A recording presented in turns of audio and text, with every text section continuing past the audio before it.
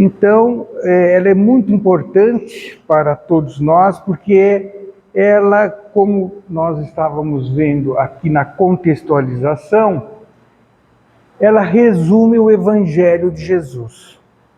Tanto que lá naquela primeira parte, Pai nosso que estais no céu, santificado seja teu nome.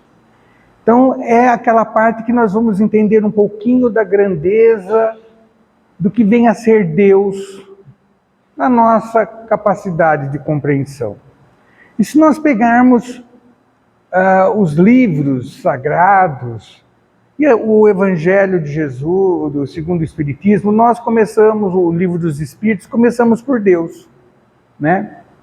Mas agora, na sequência, nós vamos ver esse outro trecho, que também é muito importante para todos nós, na oração, que fala: venha a nós o vosso reino. Se a oração dominical resume todo o Evangelho ensinado por Jesus, então como devemos entender esta expressão, né? E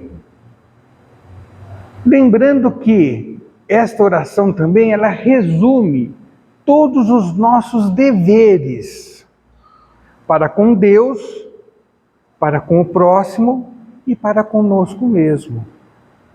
Então, nesse momento da oração dominical, é muito importante que venhamos a enfatizar esses deveres. E como ele deve ser aplicado? Porque é muito fácil reclamarmos dos direitos. Mas os deveres, nós coçamos a cabeça. Como assim? O que eu tenho que fazer? Me ensina. Cadê o manual de instrução? Porque os deveres sempre a gente quer protelar, né? Sair pela tangente. Então, interpretando esse trecho, nós vamos entender o seguinte, que este momento da oração dominical requer uma compreensão de sua mensagem, uma compreensão realmente mais aprofundada. Porque quando nós lemos, venha a nós o vosso reino, né, numa visão ingênua, nós pode-se imaginar que desejamos que o reino de Deus deva vir ao nosso encontro. Né? A pessoa menos informada, menos concentrada nos ensinos de Jesus, vai achar que o reino tem que vir até ele. Por que eu vou me esforçar? Basta eu crer, basta eu ter fé, basta eu acreditar ou fazer esta oração, o resto é por conta de Deus, dos anjos da guarda, guia protetor, enfim, aquilo que nós temos como compreensão. Então, na realidade, somos nós que devemos buscar o entendimento do que seja o reino de Deus, primeiramente. Entender o que vem a ser este reino. E a nossa finalidade na sua criação. Qual é o nosso papel? Qual é a razão de existirmos? Por que Deus nos criou? Né? Por que Deus nos criou? Porque a gente tem aquela ideia ingênua de achar que como Deus me criou, Ele tem que cuidar de mim. E não é bem assim. Porque esse tipo de raciocínio nos leva à ociosidade. Não desperta o progresso, o conhecimento, a maturidade. Então, nós temos que ter, né, a compreensão do que queira dizer esse trecho. Venha a nós o vosso reino. Muito bem. E aí então fica aquela questão, como buscar esse entendimento, né? Como entender isso? Por isso que a doutrina dos Espíritos, ela tem esse papel de nos esclarecer, de nos consolar, no sentido de explicar orientar e não impor, não criar regras a serem seguidas. Não corremos o risco de sermos execrados, marginalizados, excomungados. Não. Ela simplesmente ensina a lei divina, a criação divina, e cada um, dentro da liberdade de escolha, vai agir em conformidade com a sua vontade. Porém, seremos responsáveis pelas opções feitas, pelo caminho a ser percorrido. Se ele é mais pedregoso ou não, com os espinhos ou não, aí foi opção nossa. Pois bem, então na realidade, a gente quer buscar o entendimento, a gente quer achar externamente quem venha nos explicar, nos orientar, e ela já existe, né, em nós. Tanto que na questão 621 do Livro dos Espíritos, é a seguinte pergunta: onde está escrita a lei de Deus? E a resposta é incisiva, curta e objetiva, não criando rodeios e nem permitindo divagações, na consciência. Então, em nossa consciência, e todos nós a temos, está impresso toda a lei divina. O que ocorre pela nossa ingenuidade, então esta lei é como essa consciência é como um tesouro que está, né, envolto pelos calhaus, os pedregulhos da ignorância, das mazelas, das paixões. E estas imperfeições impedem que nós tenhamos uma lucidez da consciência. Por isso que existe esse trabalho contínuo nosso de, a cada existência, podermos nos desbastar as arestas que trazemos, as imperfeições que ainda alimentamos, sabendo que temos um tempo indefinido para isso. Mas todos nós, um dia, chegaremos naquela condição que haveremos de espelhar, reproduzir a imagem e semelhança do Pai. Então nós somos como aquele granito, como aquela pedra bruta, cheia de imperfeições, de aresta, um bloco rígido, impermeável, e à medida que o cisel vai desbastando, ora com mais força, ora com menos força, ora com angulações perfeitas, vai tirando os calhaus, as imperfeições. E de repente vamos nos transformando nesta pedra polida, que reflete a imagem e semelhança do Pai. Então, aí é que está. Onde buscar o entendimento? Na nossa consciência. Não precisa ir muito longe. Não precisamos ser letrados. Não precisamos ser cultos. Basta deixar fluir aquele pensamento íntimo, aquilo que vai nos direcionando o que é certo, o que é errado. Assim, ninguém pode pretextar ignorância das vossas leis. Olha que interessante. Ninguém pode alegar ignorância. Porque todos nós a temos, o conhecimento da verdade. Porque na vossa paternal providência, quisesse que elas fossem gravadas na consciência de cada um. Então vejam tamanha misericórdia divina. Foi aquilo que falávamos no primeiro momento da oração dominical, dessa inteligência suprema, causa primária de todas as coisas, que tudo que criou criou certo, correto, justo e perfeito. Então, ao nos criar, apesar de simples e ingênuos, mas não estamos à deriva, não estamos ao sabor dos ventos. Temos a consciência, que é o leme ao qual nós devemos empunhar e direcionar para a frente e para o alto. Nesse sentido, sem nenhuma distinção de cultos ou de nacionalidade. Assim, aqueles que as violam é porque vos desprezam. Olha que interessante. Olha que interessante, a lei de ação e reação. Ninguém pode alegar que errou porque ninguém ensinou. Que errou porque ninguém falou que era certo. Erramos porque nós não ouvimos a nossa consciência. E errar não deixa de ser um processo de aprendizado. Não que o erro seja algo abominável. Não.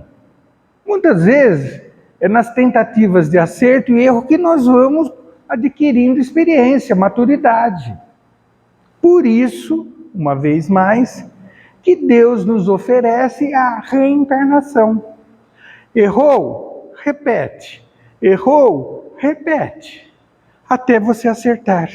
Acertou? Um degrau acima.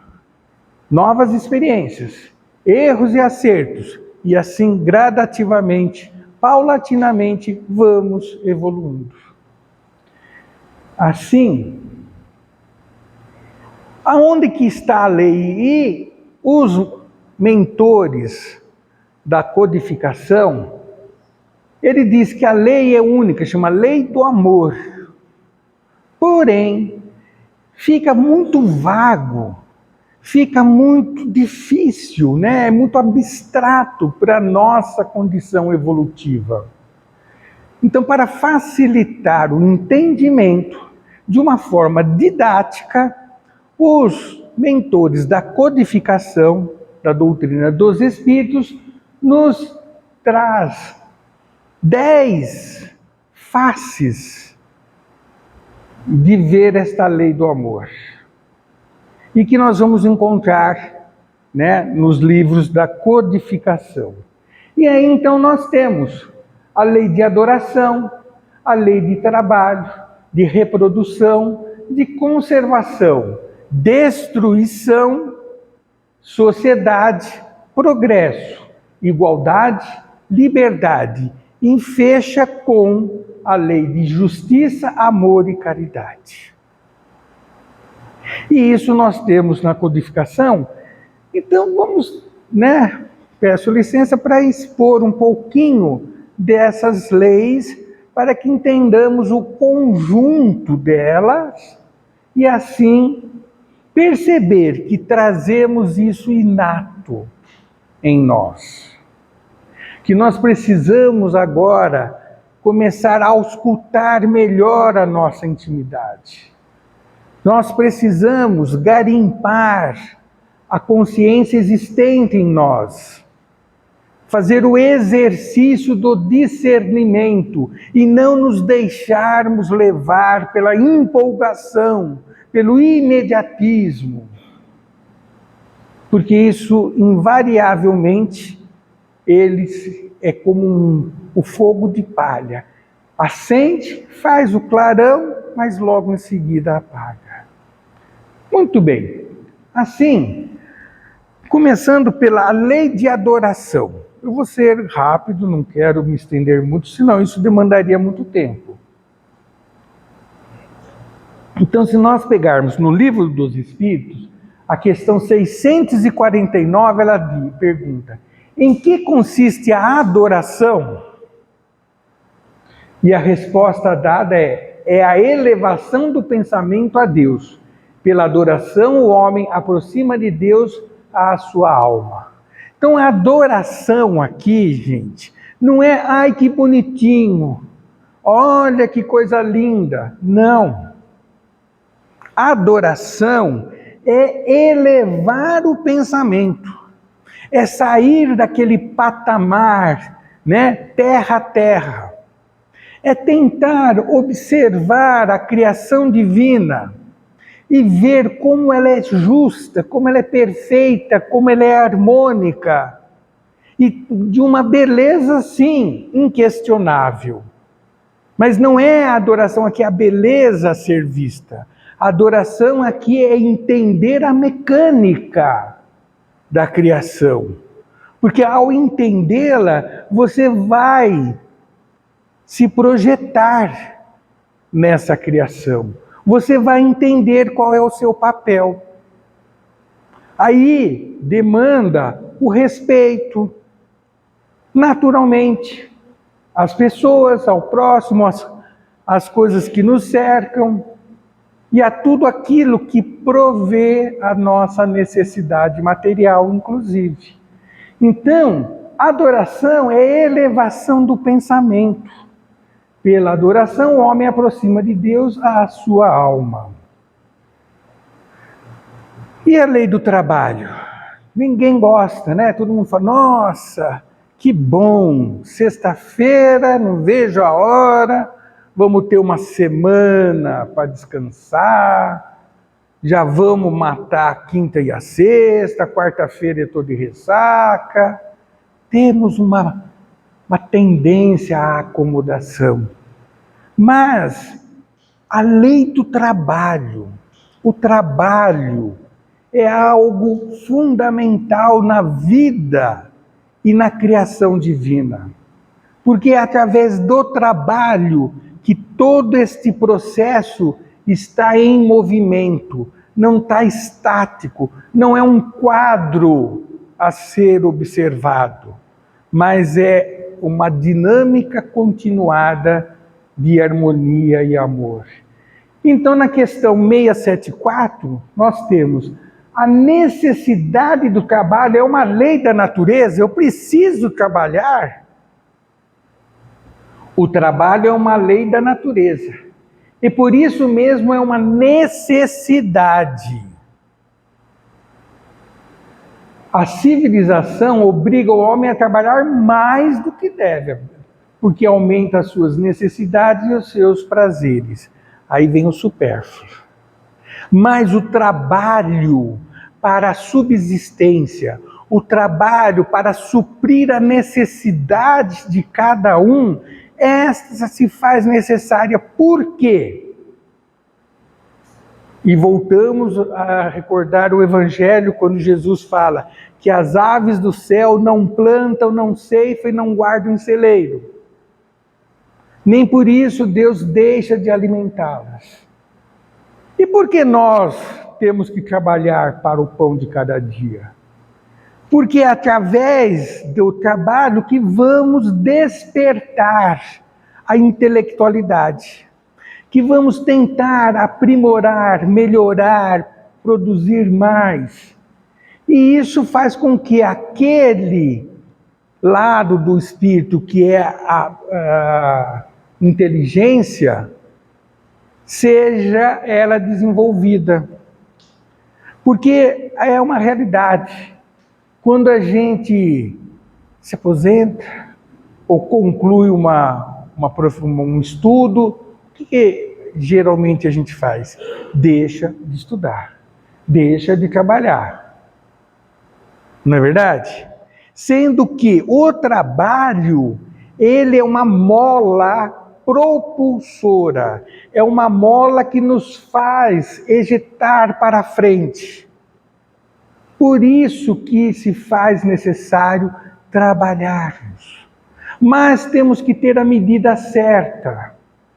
O que acontece na segunda parte da explicação dos mentores é que, às vezes, a própria sociedade, o senso de materialismo, de posse, faz com que venhamos a exceder o trabalho para suprir o supérfluo, não o necessário. E quando nós saímos do equilíbrio. Uma coisa é a ociosidade, nada a fazer. O outro é o excesso de trabalho, que é prejudicial também. Quando excedemos no trabalho para ter, para adquirir, para assumir, para ter títulos, honras, geralmente nós nos desgastamos em excesso e não produzimos o que deveria ser para a necessidade. Criam-se as preocupações, criam-se as ansiedades, criam-se os desequilíbrios emocionais, porque às vezes a gente dá aquele passinho maior do que a perna, e aí entramos num processo de desequilíbrio psíquico, né, e físico, né, oriundo uma série de patologias hoje tão comum na sociedade. Por quê? Porque hoje a pessoa tem que ter. Eu tenho que ter o carro da moda, o celular da moda, o computador da moda, eu tenho que ter todo esse arsenal de mídia para estar conectado, e aí eu fico que nem um zumbi. Né? As pessoas andando, é interessante, observe as pessoas naquele celular. Passa, não vê quem está do lado, não vê o que está comendo, não vê o que está acontecendo. Então esses seriados aí de zumbi e tudo, nada mais é do que a reprodução das pessoas que vivem, né, focada nas mídias sociais. Pois bem, então, por isso que a lei do trabalho é importante. Aí, a lei da reprodução. A reprodução dos seres vivos é uma lei natural? Isso é evidente. Sem a reprodução, o mundo corpóreo pereceria. Vejam vocês que todas essas leis, o que ela tem como objetivo? O bom senso, o equilíbrio. Então, nem a ausência e nem o excesso. Então, as pessoas que aí têm celibatárias, por exemplo, as pessoas que se fecham, né, em clausuras, não é positivo, nós vamos ver logo mais. E vamos ver até a resposta de uma forma muito enérgica. Mas também, em contrapartida, a pessoa que vive de uma forma desequilibrada com relação à lei da reprodução, também ela cria transtornos emocionais, físicos e principalmente espiritual, atrelando-se a companhias de irmãos afins e que fica então naquele miasma psíquico doentio, né? Muito bem. Lei da conservação, né? Vamos lá, da questão 702, é a seguinte questão: o instinto de conservação é uma lei da natureza? Olha a resposta, sem dúvida. Eu sempre gosto de comentar que a espiritualidade, quando precisa ser enfática, elas dão aquelas respostas taxativas. Sem dúvida, ponto. Agora ele vai detalhar. Todos os seres vivos o possuem, qualquer que seja o seu grau de inteligência. Nuns é puramente mecânico e noutros é racional. Que resposta maravilhosa! Vocês perceberam o que eles falaram aqui? Então, a conservação é importante. E isso a gente vai perceber de acordo com o grau da inteligência. Então, nos animais, por exemplo, existe o princípio de conservação, que são os instintos de preservação. Né? Você pode ver, tem uma leoa, tem cria, ela faz de tudo para proteger sua prole. Os animais, eles matam para se alimentarem, não por esporte. Você não vê na toca de nenhum animal a cabeça de uma presa lá exposta como troféu. A barriga está vazia, está com fome, precisa se alimentar, então ele vai à caça. Porque esse é um instinto, é sua necessidade, mantém seu equilíbrio, o ecossistema. Pois bem, então é puramente mecânico, é um instinto. É um instinto. E nos outros é racional. Então, quando você migra o instinto para o sentimento, um sentimento calcado no raciocínio, na lógica, no bom senso, no respeito, no equilíbrio, que é característico das pessoas que trazem a inteligência, os seres humanos, os espíritos. Então vejam que esta lei de conservação, inclusive hoje os estudos nos mostram que os vegetais têm este princípio. Em alguns experimentos, se você pegar uma tesoura e mexer com ela, abrir e fechar, a planta com câmeras micro, assim, super potentes, vai ver que elas tentam se afastar da tesoura. Então por quê? Porque tem fluido vital envolvido. Então essa lei da conservação é importante. É até o que nós falávamos aqui, e entendamos bem. O egoísmo é necessário, sim. O egoísmo no sentido de conservação. Egoísmo, gostar de mim.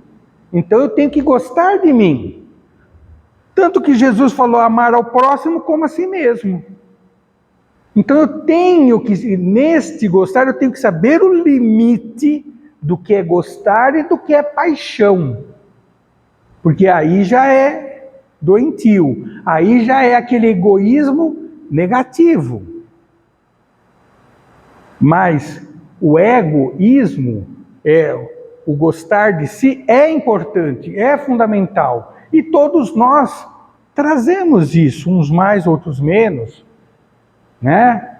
Tem aquelas pessoas que querem manter-se conservada, né? Então tem lá todos os seus produtos de higiene, de beleza, rejuvenescimento.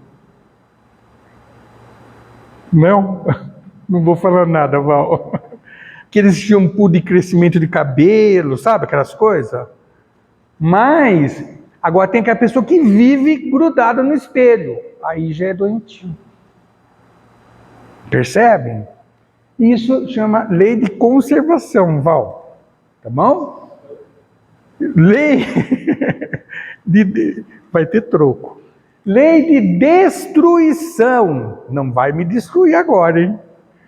Então, na questão 728, a destruição é uma lei da natureza. Olha que interessante.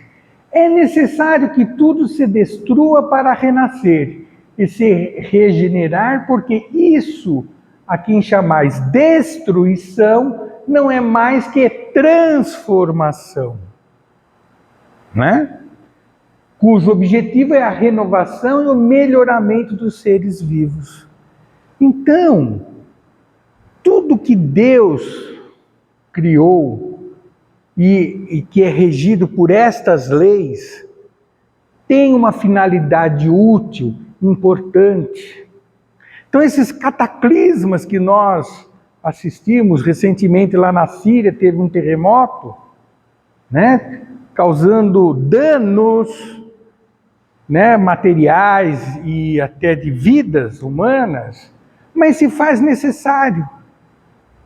Imaginemos se nós não tivéssemos os vulcões, os terremotos, a Terra seria uma superfície lisa, plana.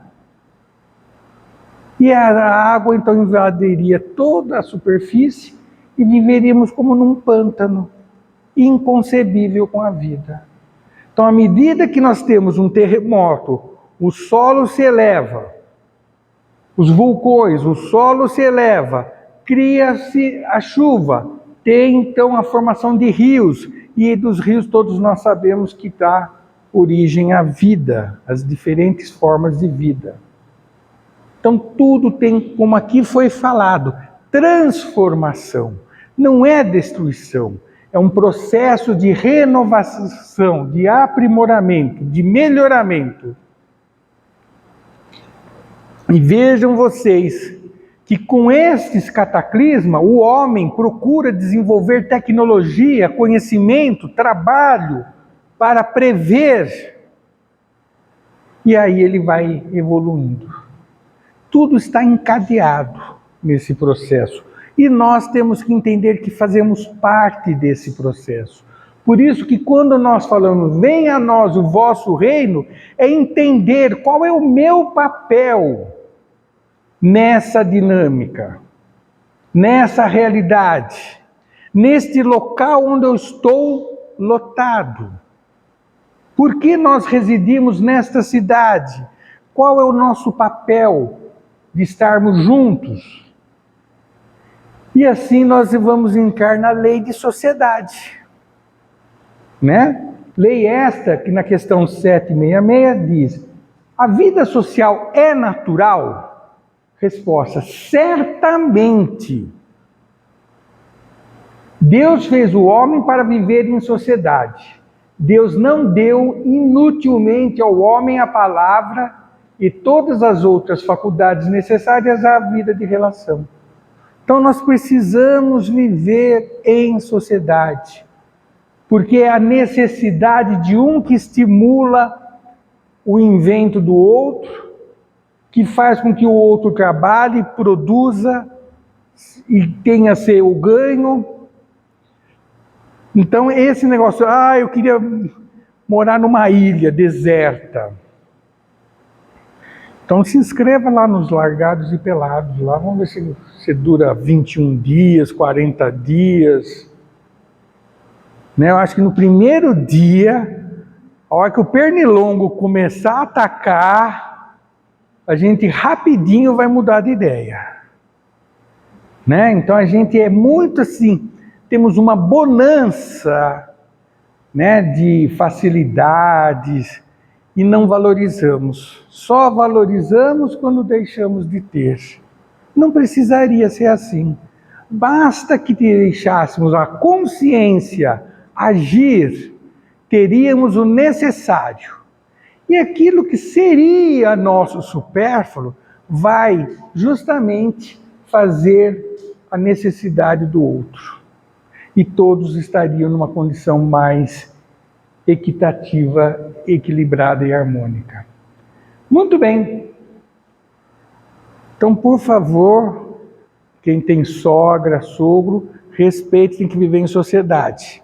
Tá? Receba ela no final de semana, tá certo? Com muito carinho e amor, mas não vê a hora de chegar às 6 horas da tarde para mandar a velha embora. Vamos lá. Então, nenhum homem dispõe de faculdades completas e é pela união social que eles se completam uns aos outros, para assegurarem o seu próprio bem-estar e progredirem. Que coisa interessante. É a necessidade de um que faz o outro crescer e assim sucessivamente. Eis porque, tendo necessidade um dos outros, são feitos para viver em sociedade e não isolados. Percebem? Então não adianta a gente reclamar, não adianta a gente criticar. O que eu posso fazer para melhorar aquela condição? Para minimizar aquela falta, aquela deficiência? O que está no meu alcance fazer? Porque reclamar, dar palpite é fácil. Mas na hora de fazer, né, a gente vê que, às vezes, as dificuldades são maiores do que imaginamos. Lei do progresso, está terminando, gente. Esta lei é fundamental. O homem não pode permanecer perpetuamente na ignorância, porque deve chegar ao fim determinado pela providência. Ele se esclarece pela própria força das circunstâncias. Essa é a lei do progresso. Percebe? Isso é tão importante que cai por terra o determinismo. Cai por terra aquela ideia de penas eternas que nós tínhamos no passado. Cai por terra a ideia de céu e inferno. Porque se existe progresso, você não vai ficar indefinidamente no inferno, no purgatório, ou no céu, que seja. Você está em constante evolução. Por isso que nós que fomos criados por Deus, existe aquela expressão perfectibilidade, e não perfeito. Perfeito só Deus o é. Mas sempre estamos avançando. Jesus está avançando? Está. Isso vai diminuir a sua grandeza? Ao contrário. Porque ele é um filho de Deus, não é Deus. Mas isso, em contrapartida, nos dá um grande alento. Quer dizer que por pior que eu seja, eu vou melhorar um dia, eu vou aprender. Por pior que seja a dificuldade no aprendizado daquela lição, um dia eu vou conseguir solucionar e avançar. Porque essa é a lei natural, é a lei divina. Eu posso, eu consigo. Né? Estamos terminando. Sendo o progresso uma condição da natureza humana, ninguém tem o poder de se opor a ele. É uma força viva que as más leis podem retardar, mas não asfixiar. Então, existem aquelas leis criadas por homens que podem impedir temporariamente o nosso progresso, mas é como a água, que é tão maleável, tão frágil, ela vai encontrar uma resistência. Vai ter um tempo, ela vai se avolumar, até uma hora que ela vai ultrapassar o obstáculo e continuar o seu caminho, o seu destino, até chegar ao oceano da vida. Então, existem leis, nós sabemos, por isso que precisamos ler, estudar, refletir, analisar, e não acatar simplesmente as coisas porque alguém disse, porque aquela pessoa é entendida e falou aquilo e assim tem que ser. Lei da igualdade, questão 803, todos os homens são iguais perante Deus? Sim, todos tendem para o mesmo fim e Deus fez as suas leis para todos. Cai por terra os preconceitos. Então, uma pessoa que ouve a sua consciência, uma pessoa que tira as imperfeições, que queira cobrir a luz da verdade, não tem por que nutrir, alimentar os preconceitos, seja de raça, de religião, condição social, cultural. Não tem razão. Né? É um absurdo. Dizeis frequentemente, o sol brilha para todos, e como isso dizeis uma verdade maior e mais geral do que pensais. Todos nós temos então as mesmas oportunidades. Mas também nós não podemos nos esconder atrás dos preconceitos. Porque muitas vezes as pessoas se escondem no preconceito. Eu sou uma pessoa desprovida de recursos. Eu preciso de recursos materiais. Eu preciso quem doe as coisas para mim. Aí é você se esconder. Né? Isso vai gerar consequências. Lei da liberdade, questão 825, há posições no mundo em que o homem possa gabar-se de gozar de uma liberdade absoluta?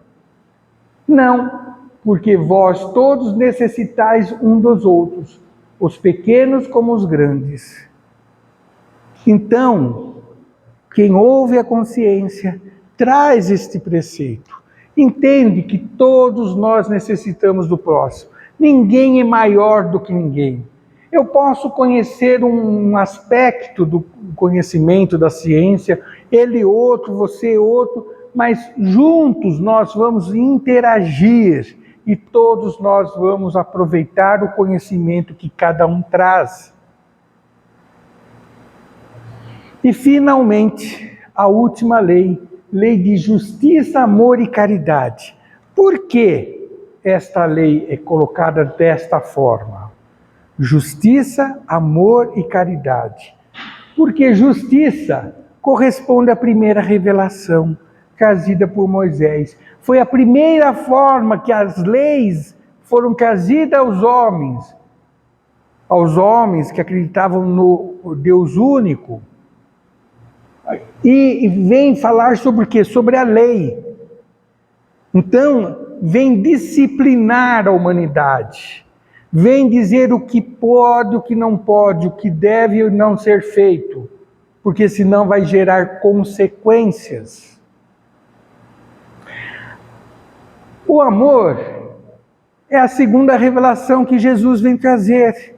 Porque o homem já estava em condições de entender esta segunda face da lei do amor, da lei que Deus disciplina a sua criação, que fala sobre o amor ágape, que é tudo isso que acabamos de dizer, é de você interagir, viver, conviver, participar, compartilhar com o próximo. E quando você age desta forma, você não traz preconceitos, você não traz o egoísmo doentio, você preserva, conserva, mas também recicla, enfim. E caridade, a doutrina dos Espíritos, que é a revelação do amor em ação, que é a caridade. Porque então a primeira revelação vem estabelecer o que é certo e o que é errado. A segunda vem nos falar como agir com esse discernimento do certo e do errado. E no terceiro é você ser esta pessoa que age em comunhão com a lei divina. Por isso que venha a nós o vosso reino. Quando nós falamos isso no Pai Nosso, nós estamos dizendo que eu quero ser a lei em ação. Eu quero compartilhar da criação. Eu quero ser aquele ponto luminoso na criação divina, que pode ser muito pequena, mas eu estou ali porque eu fui criado por Deus e eu tenho uma finalidade, uma razão de ser. Que assim seja.